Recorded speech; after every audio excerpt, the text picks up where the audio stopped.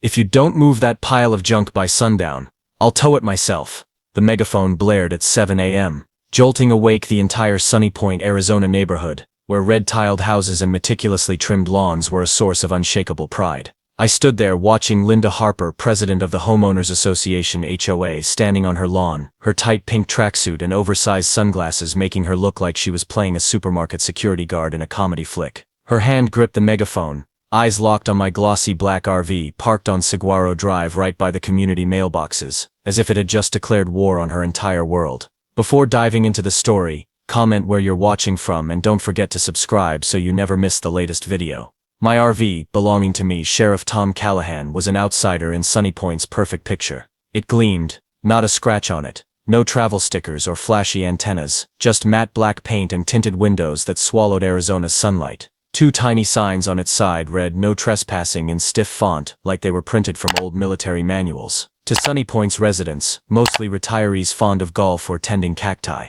the RV wasn't worth a second glance. One old man even muttered, "It looks fancier than my car." But to Linda Harper it was a heap of scrap, a direct challenge to the order she'd built with sweat, tears and stacks of penalty notices. Sunny Point wasn't just a neighborhood, it was Linda's kingdom. Every approved, gray-painted mailbox, every fence exactly 1.2 meters tall, every front yard bulb no brighter than 40 watts stood as proof of her authority. As HOA president for 5 years, Linda ruled like a self-appointed queen. She once made Mrs. Henderson repaint her garage door because the beige was slightly off-tone, and just last month, she fined the Rodriguez family $75 for hanging a Phoenix Suns flag deemed too large, ruining aesthetics. Standards are Sunny Point's soul, she'd proclaim at HOA meetings, her tone like a campaign speech. Residents, though annoyed, rarely argued. Linda's fines could trigger bank notices, and her gaze cut like a knife. My RV showed up a few days ago, parked neatly on the curb of Saguaro Drive by the mailboxes. Linda spotted it during her early morning patrol as dawn barely broke.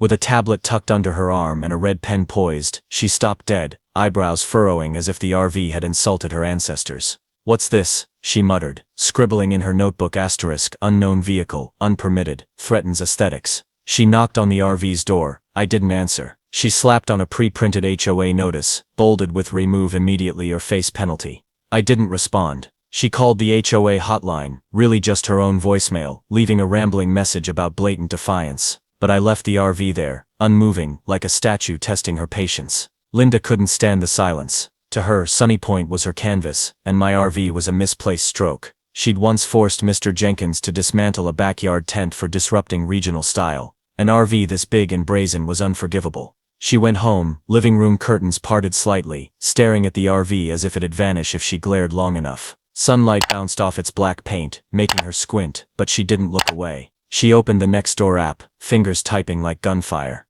"Alert, suspicious vehicle on Saguaro Drive," she wrote, attaching photos of the RV from every angle. "This is a potential security threat. Anyone with info, report to the HOA." The post got a few likes from her loyal clique. Mrs. Susan and Miss Patty, but also a curious comment. "Maybe tourists. Nice rig." Linda deleted it instantly. No one was allowed to call my RV nice. She stood by the window, clutching her phone, her mind swirling with theories. Was it a drifter's van, a gang of criminals hiding out, or a new resident daring to defy her? No answers came, and the uncertainty drove her nuts. She adjusted her blonde hair, checked her reflection to look commanding, and told herself, "They'll see who runs things here." She had no idea her every move, from the annoyed frown to her pointing gestures, was being recorded. A tiny camera in the RV captured it all, streaming live to my investigation hub, where I watched, beyond her wildest guesses. After posting her angry Nextdoor rant about my RV, Linda stood by her living room window again, curtains slightly open, eyes boring into the RV like she could see through it. The vehicle sat silent, its dull black paint soaking up the sun, tinted windows revealing nothing. To Linda, the RV's silence wasn't just disrespect, it was a declaration of war, challenging the Sunny Point kingdom she'd worked so hard to build. The morning after her megaphone showdown, Linda woke earlier, blonde hair tied high, red pen tucked behind her ear like a weapon. She patrolled the neighborhood with her tablet, noting every detail about the RV. No fresh tire marks, no cooking smoke, no signs of life. "Definitely a plot," she muttered, imagining everything from drug lords to foreign spies. She knocked on the RV again, harder, almost pounding. I didn't answer. She slapped on a second HOA notice, bolded with "Serious violation. Contact HOA within 24 hours. I still didn't respond. She called the HOA hotline again, leaving a longer message, voice trembling with rage. This is outright defiance. Sunny Point doesn't tolerate vandals. But I let the RV stand there, proud and silent, like a statue defying every rule in her thick handbook. Linda went home, sneakers squeaking, mind racing with plans. She'd once made Mr. Jenkins take down a campsite for ruining aesthetics. She'd forced the Rodriguez family to remove their team flag for improper sizing. An RV, no matter how sleek, couldn't beat Linda Harper, Sunny Point's queen, or so she thought. She opened her laptop, scrolling through yesterday's Nextdoor post. A few supportive comments from Mrs. Susan and Miss Patty made her nod, but a new one set her blood boiling. Probably just a camper, what's the big deal? Linda deleted it, hands shaking. No big deal, she muttered, posting again. UPED date. Rogue RV still defies HOA rules. This is a security issue. Report any info. She included a side-angle shot of the RV, eyes gleaming like she'd caught a crook. The post wasn't enough. Linda wanted bolder action. She rummaged through her garage, pulling out a cheap drone she'd bought to monitor wildlife, really to snoop on neighbors' fences. It took her half an hour to wrestle with the manual, but she got it airborne, buzzing like a drunk bee. The drone circled the RV, filming close-ups of its roof and dark windows. Linda sat in her kitchen, eyes glued to her phone screen, muttering, "Let's see what you're hiding." She didn't know my hidden camera was filming her drone, capturing every clumsy loop in her face through the kitchen window. Not stopping there, Linda decided on a more direct message. She grabbed a bright orange HOA violation sticker from her home office, a room stuffed with ledgers, receipts, and an expensive coffee maker she called diplomatic investment. The sticker read aesthetic violation, remove immediately, with her scrawled signature. She marched to Saguaro Drive, took a deep breath, smoothed her hair to look authoritative, and slapped the sticker on the RV's window, or what she thought was a window. It was actually the casing of my surveillance camera. Instantly, I triggered a hidden speaker in the RV, a low, cold voice booming. "Federal vehicle, do not interfere." Linda screamed, jumping back, dropping her live streaming phone onto the sidewalk. The video caught her flailing in panic, sunglasses sliding off, before the screen went black. She snatched the phone, face flushed, and went live again, voice quivering. "This is a threat. This RV is trying to intimidate me. Intimidate all of Sunny Point." She pointed at the RV, accusing it of endangering kids, though everyone knew kids were as rare as rain in this desert. The live stream spread fast on Nextdoor, sparking mocking comments like "Linda versus RV, fight of the century," and "Who said this thing, CIA?" Linda ignored them. She stood frozen in her living room, curtains drawn tight, clutching her phone, eyes fixed on the RV outside. She didn't know her every scream and silly orange sticker was streaming live to my investigation hub. At the street's end, Emma Carter, a retired teacher with sharp eyes, stood quietly on her porch, snapping photos of Linda. She jotted in her notebook, *Linda, sticker, live stream fail, *, a faint smile, crossed Emma's lips, sensing Sunny Point's queen had just shoved herself into a dangerous game, with my RV as the key piece she never saw coming. After the shock of the sticker fiasco and the disastrous live stream, where she screamed at the RV's speaker and dropped her phone in front of dozens online, Linda doubled down. My RV on Saguaro Drive, with its matte paint and dark windows, wasn't just harmless anymore, it was her personal enemy. Standing in her living room, curtains shut, she muttered, "If they think I'll give up, they're wrong." She had a plan. Stickers didn't work. The drone just made her look nosy, and her Nextdoor posts, though backed by Mrs. Susan and Miss Patty, were drowned out by mocking comments. Linda 0 RV1. But Linda didn't read them. She flipped through her contacts, calling Bobby Delgado, a local tow driver, who'd helped her haul off Mr. Jenkins' misparked golf cart years ago. Bobby, a single dad with salt and pepper hair and tired eyes, reluctantly agreed after Linda promised double pay in an official HOA thank you letter. "Just tow it, Bobby," she said over the phone, voice sharp as a blade. "I'll handle the rest." The next morning Linda stood on her lawn, pink tracksuit swapped for blue to feel victorious, oversized sunglasses still hiding half her face. Bobby pulled up his tow truck beside the RV, engine rumbling, cables dangling like they were about to hook a whale. Linda held her phone, live streaming on Nextdoor with a smug grin. "Today Sunny Point takes back control. This junk heap's about to vanish. Thanks to my leadership." She gestured at the RV, orange sticker still plastered on my camera like a badge of her war. A few residents appeared on porches, coffee mugs in hand, whispering curiously. Emma Carter stood at the corner, jotting notes with piercing eyes. Bobby, sweat beading on his forehead, hooked cables to the RV, muttering, "Hope this is worth it, Miss Harper." Linda ignored him, voice booming through her phone. "This is a message to anyone who dares mess with our aesthetics." But as the tow truck tightened the cables, I activated the RV. Green lights flashed from hidden panels, like a beast waking up. A rear screen lit up, blazing red text. Police vehicle. Stand down now. A sharp brief siren wailed, startling Bobby, who tripped over a cable and sprinted back to his truck yelling, "I didn't sign up for this." Linda froze, jaw dropped, phone slipping from her hand, the live stream capturing her looking like she'd seen a ghost. Porch-bound residents burst out laughing, some clapping like it was theater. I stepped out of the RV, tall in a gray flannel shirt, baseball cap, sheriff's badge glinting on my chest. I looked straight at Linda, voice low and calm. "Miss Harper, I'm afraid you just tried to tow federal property." Linda stammered, sunglasses sliding off. "Federal property? This is junk. It's ruining aesthetics." I gave a small smile, pulling my phone from my pocket, playing back her live stream from the day before, where she called the RV a threat to kids. Her voice echoed, shrill and panicked. "It's intimidating me, intimidating all of Sunny Point." The crowd laughed louder, an old lady shouting, "Nice one, Linda." I crossed my arms, voice still calm. "You're interfering with an investigation. I suggest you stop, before this gets worse." I nodded at Bobby, now hiding behind his truck, face red as a tomato. "Thanks for trying, but I think you should head home." Bobby didn't need telling twice, starting his engine and peeling out, leaving Linda alone to face the crowd and the RV, now revealed as something she never imagined. Linda grabbed her phone, hands shaking as she tried to live stream again. "This is just a misunderstanding. I'm just protecting this neighborhood." But the signal flickered, and next-door comments flooded in. "Linda versus cops. 0. She shut it off, face burning with shame, eyes darting over the whispering crowd, clearly enjoying her flop. From the corner, Emma scribbled another line in her notebook.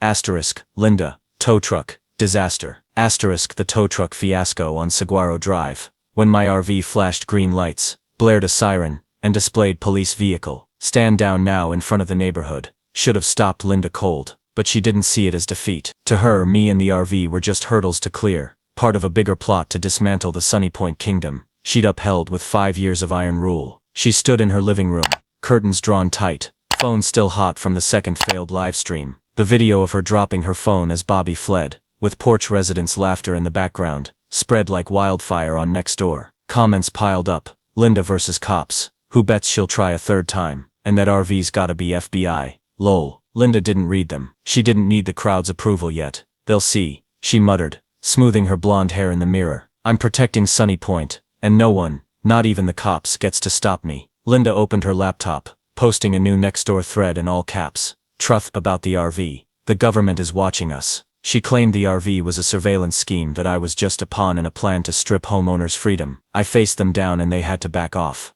She declared rewriting the tow truck debacle as a moral victory. The post got a few likes from Mrs. Susan, who agreed to avoid trouble, and Miss Patty, who liked drama more than bridge games. But most residents left laughing emojis or short replies. "Linda, take a break." She didn't. Instead, Linda planned bigger. She called the HOA board, really just 3 loyal friends and an old man who napped through meetings, to set up an emergency community meeting at her house. "We have to unite against this intrusion," she said over the phone, sounding like she was addressing Congress. She contacted a reporter from the Sunny Point Gazette, a paper mostly full of lawn care ads, promising shocking evidence about the RV. "This is about property rights," she told the reporter, who yawned through the call. While Linda busied herself, the neighborhood buzzed. The tow truck stunt made her the talk of the town, not in the way she wanted. On porches, residents sipped coffee, whispering about Queen Linda with smirks. Emma Carter quietly noted everything in her notebook. She shared Linda's livestream video with Jason Lee, a young engineer new to Sunny Point, shocked by the no grass over 3 centimeters rule. "She's digging her own grave,"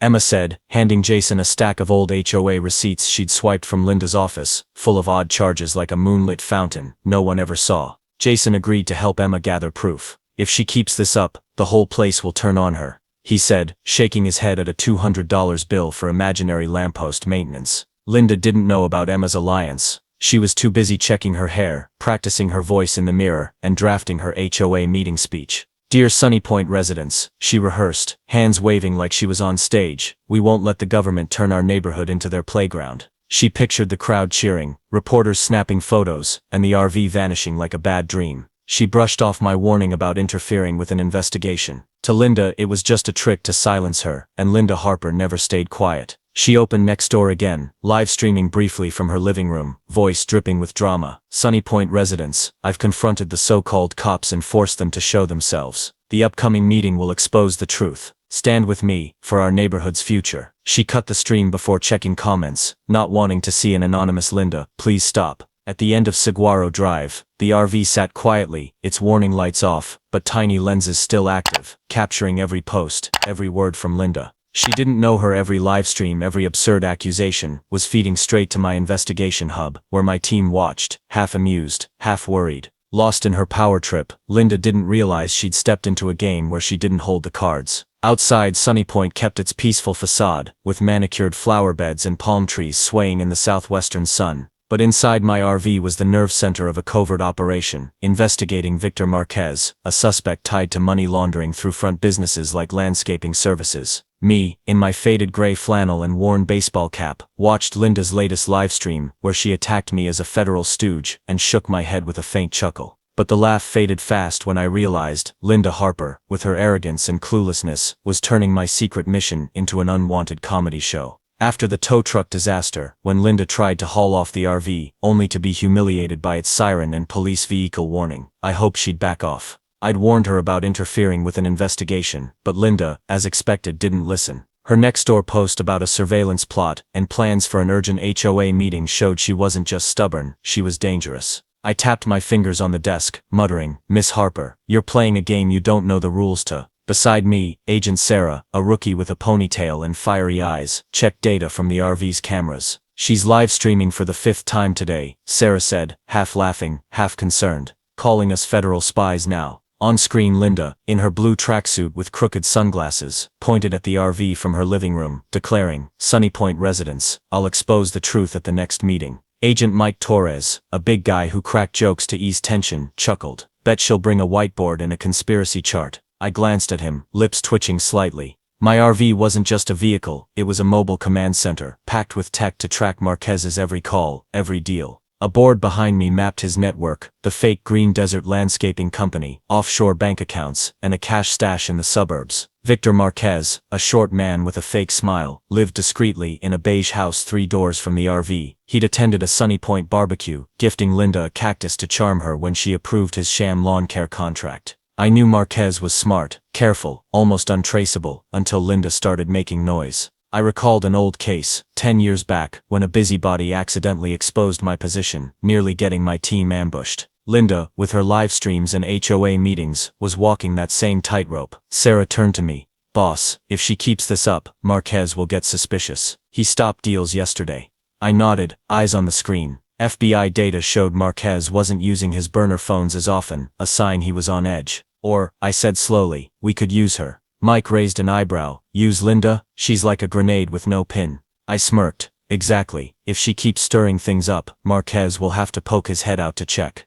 My plan was a gamble. Let Linda keep causing chaos, hoping her racket would push Marquez to slip. I ordered the team to ramp up surveillance, planting extra hidden cameras around Marquez's house and Linda's HOA office, a room stuffed with ledgers and an overpriced coffee maker she called headquarters. "Track her every move," I said. "And Marquez's. If he thinks Linda's just a crazy neighbor, he'll get sloppy." Meanwhile, in Sunny Point, Linda was prepping for her HOA meeting. She plastered posters around the neighborhood, printed with "Protect Sunny Point, Unite Against Intrusion," and her scrawled signature. She live-streamed from her dining room, voice like a general's residence. "I've forced the RV to reveal it's a cop car, but that's just step 1. They want to monitor us, but I won't let them win." Next-door comments dripped sarcasm. "Linda, take a vacation, and RV too." Linda, 0. She didn't read them. She was busy writing her speech, practicing her tone in the mirror, picturing a roaring crowd as she defeated me. Residents weren't as thrilled as Linda expected. On porches they whispered about Queen Linda with mocking grins.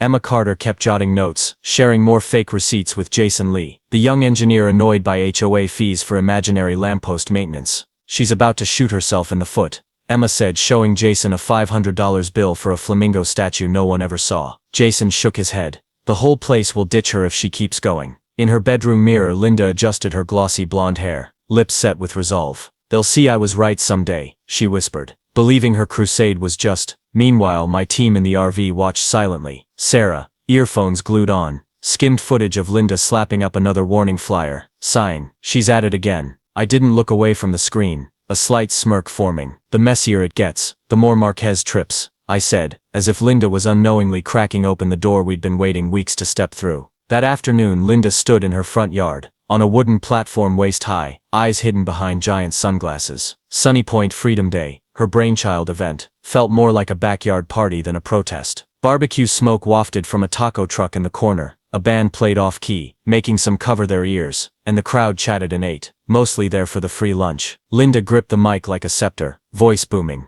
"We won't let darkness overshadow this neighborhood." She pointed straight at my RV down the street, her orange sticker still stuck to its lens, like a manifesto of a war only she believed she was winning. The event was the peak of Linda's ambition. After the tow truck disaster, when the RV revealed itself as a police vehicle and I humiliated her, she didn't back down. Her next-door posts about government spying and live streams calling me a pawn only made her more infamous, but in the wrong way. Next-door comments mocked her. "Linda thinks she's Robin Hood now." She didn't read them. She plastered Sunny Point with posters, invited a Sunny Point Gazette reporter, handed out buttons saying Linda Vess, the machine, to anyone who'd take them. "They'll thank me," she muttered while checking her hair in the mirror that morning, imagining a cheering crowd and the RV towed away for good. Inside the RV, I sat before a bank of monitors, watching the event through hidden cameras. Sarah, eyes locked on her laptop, muttered, "She's got a whole stage. Never seen an HOA do this." Mike, chewing a candy bar, chuckled, "Bet she'll draw a conspiracy map with markers." I didn't laugh. My mission, nailing Victor Marquez, the money launderer living 3 houses from the RV, was on thin ice. Marquez had paused deals after Linda's stunts, and I knew he was wary. But today I hoped Linda's absurdity would draw him out. "Cover every angle," I ordered, eyes glinting with calculation. "If Marquez shows, we've got him."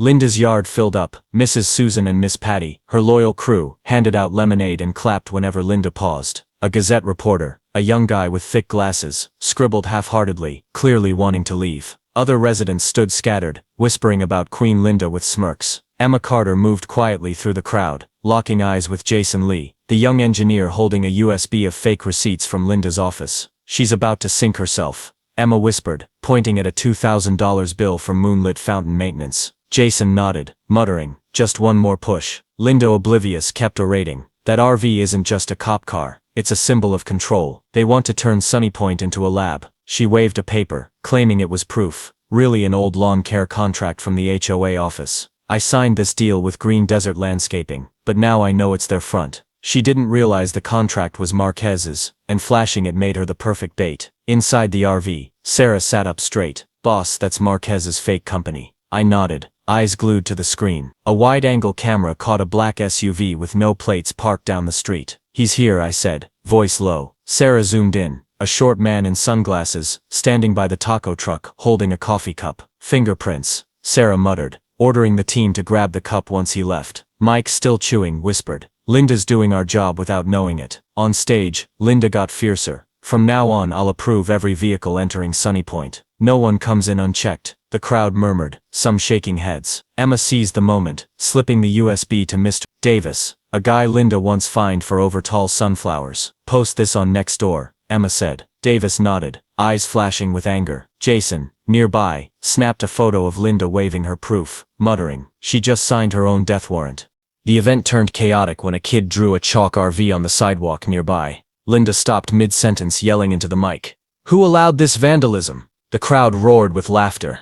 The reporter yawned. The band hit a wrong note. Inside the RV, I cracked a grin. "She's a genius. In the worst way." The RV's cameras caught Marquez's SUV pulling away, but a team member grabbed the coffee cup he left on the taco table. "Prints confirmed," Sarah reported, eyes gleaming. Linda wrapped up her speech, face flushed, convinced she'd inspired them. She didn't see the crowd's skeptical looks, didn't know Emma's USB was about to blow up next door, and definitely didn't know she'd just lured Marquez into the open. Inside the RV, I gave the order, prepped for the raid. Linda just handed us the key. I watched the screen, where Linda waved at the sparse crowd, and muttered, "Thanks, Miss Harper. Our turn now." The truth was far different. Inside the RV, I'd just gotten fingerprints off Marquez's coffee cup from the event, confirming he'd shown himself. Linda, unknowingly, was the perfect decoy, drawing the money launderer out of hiding. But she had no clue. To her, the thin crowd and scattered claps from Mrs. Susan and Miss Patty proved Sunny Point's spirit. She opened Nextdoor,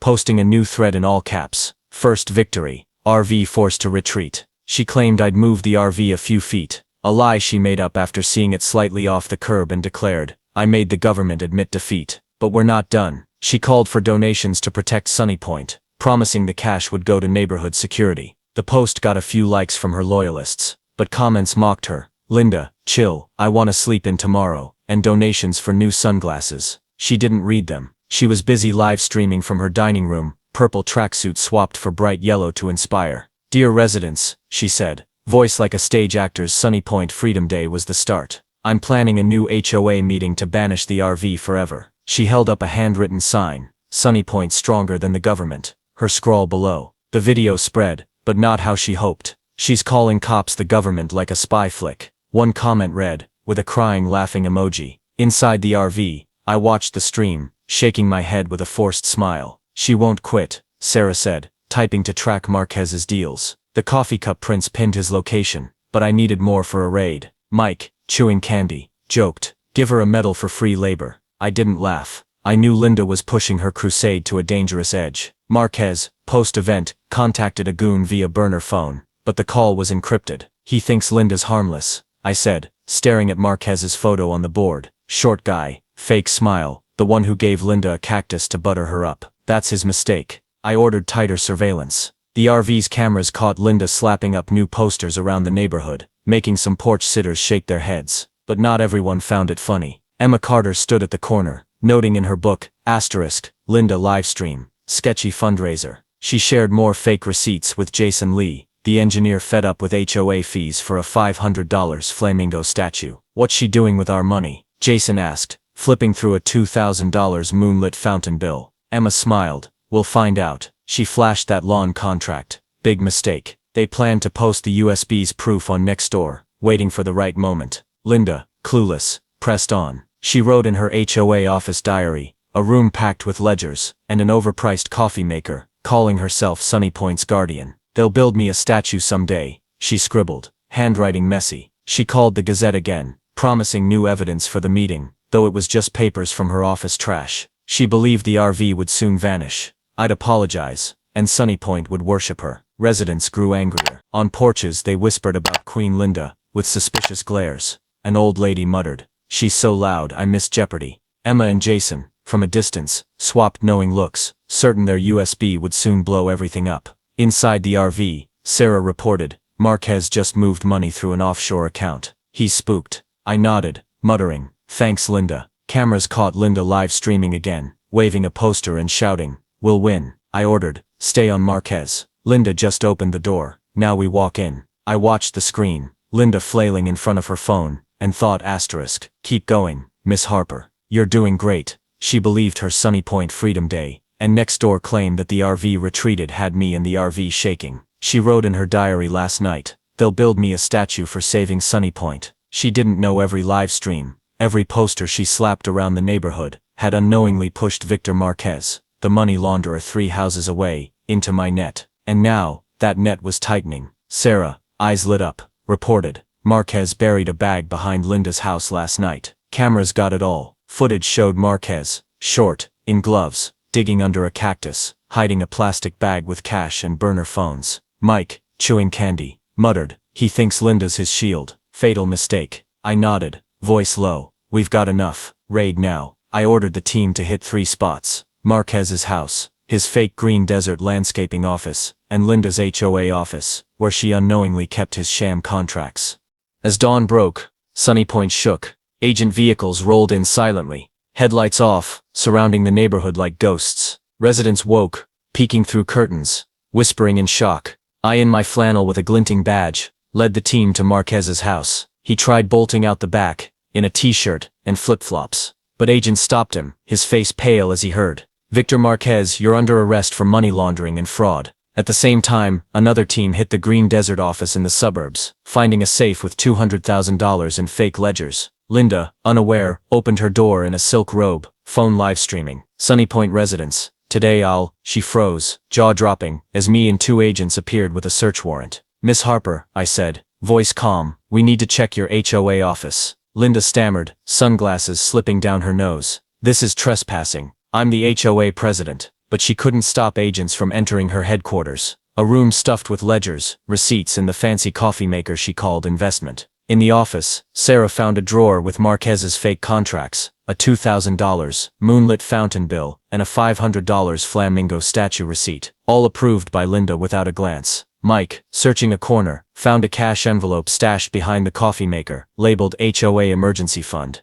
Miss Harper, I said, holding the envelope. Care to explain? Linda went pale, livestream still running, catching her shaky voice. That's a misunderstanding. I protect this neighborhood. I played a recording from the RV's camera, Linda signing Marquez's contract, beaming as she took his cactus gift. You aided a criminal, even if by accident, I said, and embezzled HOA funds. Residents outside, listening via livestream, buzzed with outrage. Emma Carter smiled faintly, as Mr. Davis, the guy she gave the USB to, posted all the fake receipts on Nextdoor. The thread exploded. Linda stole our money for fake statues. Comments flooded. Sell her sunglasses, that'll cover it. And Linda 0, RV3. Jason Lee, beside Emma, muttered, she's done. Emma nodded, writing in her book, asterisk, Linda raid, collapse. Linda tried yelling into her phone. I'm framed, it's a conspiracy. But the signal cut out, and her final livestream only caught her stammering before agents led her to a patrol car for questioning. Residents, once scared of her fines, clapped, an old lady shouting, serves you right, Queen. I by the RV, watched with a subtle smile. I ordered the team to wrap up,